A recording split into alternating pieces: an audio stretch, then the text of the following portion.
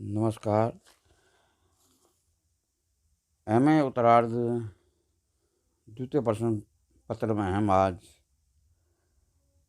कामायनी की श्रृंखला में कामायनी महाकाव्य में निहित कवि के संदेश पर क्या संदेश देना चाहता है उस पर हम चर्चा करेंगे। कामायनी के द्वारा जो संदेश दिया गया है उसका प्रभाव और प्रसार बहुत बड़ा है। इस संदेश में सीधे सीधे शब्दों में उपदेश देने की वृत्ति नहीं है, वरन सूक्ष्म धरातल पर मन को छूने वाला सृजनात्मक संदेश है, जिसमें छायावाद पर लगे अति व्यक्तिकता, काल्पनिकता और अकर्मण्यता का आरोप स्वतः असिद्ध हो जाता है। अखंड आनंद प्राप्ति करने का संदेश। कामायनी प्रसाद के जीवन दर्शन की मुख्य अभिव्यक्ति शैव दर्शन के आनंदवाद की उपलब्धि में करती है। यही कामायनी का प्रमुख संदेश भी है।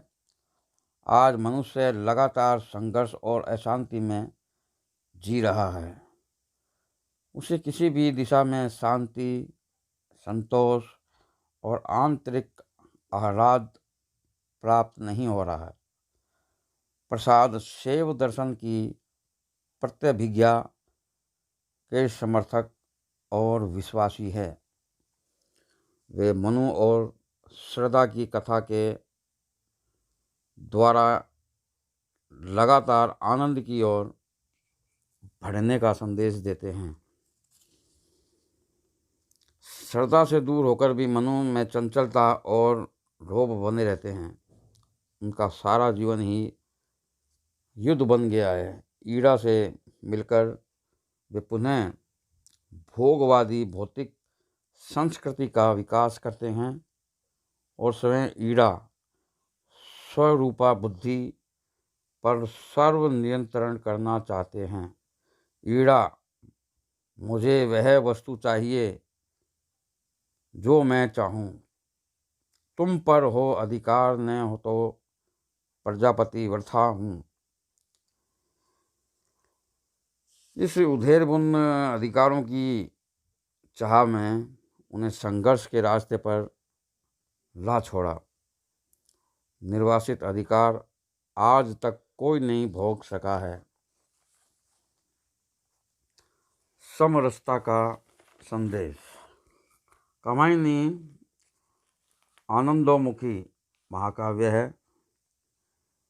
इस आनंद की प्राप्ति का माध्यम प्रत्यभिज्ञा दर्शन के अनुसार समरसता की अनुभूति ही है। सुशीला भारती जो विद्वान है उसके बारे में कहती है, कामायनी इतिहास और रूपक में लिखा है। विश्व काव्यों में कामायनी का अपना एक स्वतंत्र स्वरूप है। प्रसाद ने इस महाकाव्य में युग की बिखरी हुई समस्याओं को लेकर उनका मानव जीवन के शाश्वत सत्य के पूर्ण सामंजस्य स्थापित कर दिया है।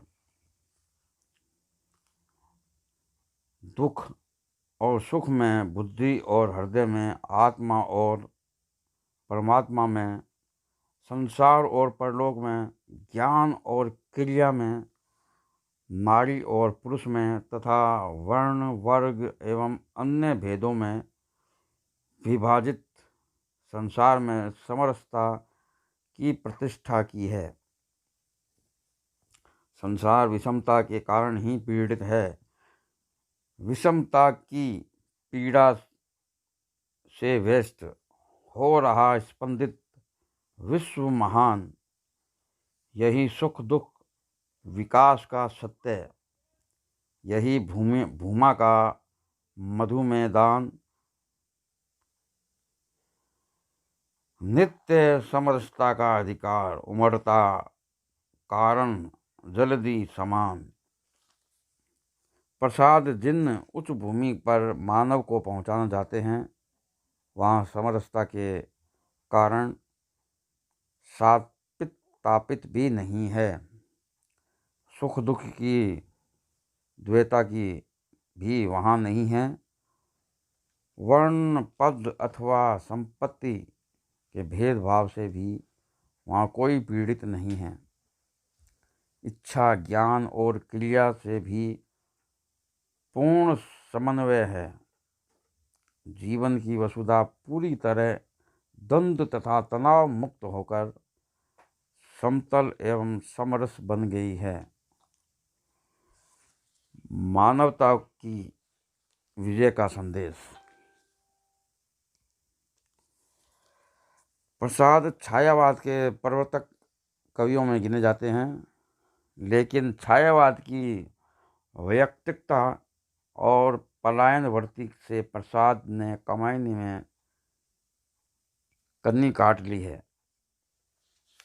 कमायनी इस दृष्टि से छायावाद की सामान्य धरती से ऊंची उठी हुई है। डॉक्टर द्वारका प्रसाद सक्सेना ने अपने शब्दों में अपने विचार व्यक्त किए कि लगातार द्वैता में लगी रहने वाली अनजान समस्याओं में व्यस्त तथा एकता के नष्ट हो जाने के कारण अनंत कोलाहल एवं कलह में फंसी हुई संकुचित दृष्टि वाली आधुनिक युग की इस अभिनव मानव प्रजा सृष्टि को भी संदेश दिया है और बतलाया है कि दुखों से घबराकर संसार से भागने की आवश्यकता नहीं है। कमायनी ने दुखों की परवाह किए बगैर मानवता के विकास के प्रति शुभकामनाएं व्यक्त की है। उन्होंने मानवता के लिए संदेश दिया है, और यह क्या तुम सुनते नहीं, विधाता का मंगल वरदान, शक्तिशाली हो, विजयी बनो, विश्व में गूंज रहा जयगान। कमायनी में पलायन के स्थान पर कर्मरत रहने का मानव उत्थान का संदेश दिया गया है। श्रद्धा ही कर्म और प्रवृत्ति के सूत्रों को आगे बढ़ाती है। कमायनीकार का पूरा विश्वास है कि वैराग्य और संन्यास तथा संसार में प्रतिनिवृत्ति एवं निराशाजनक उदासीनता सही नहीं है। मनु की लगातार निराशा और उदासीनता को दूर करती हुई श्रद्धा स्वयं को उसकी सहायता के लिए प्रस्तुत करती है और उसे कर्म की प्रेरणा देती है। एक तुम यह विस्तृत भूखंड प्रकृति वैभव से भरा आनंद, कर्म का भोग, भोग का कर्म, यही जड़ का चेतन आनंद।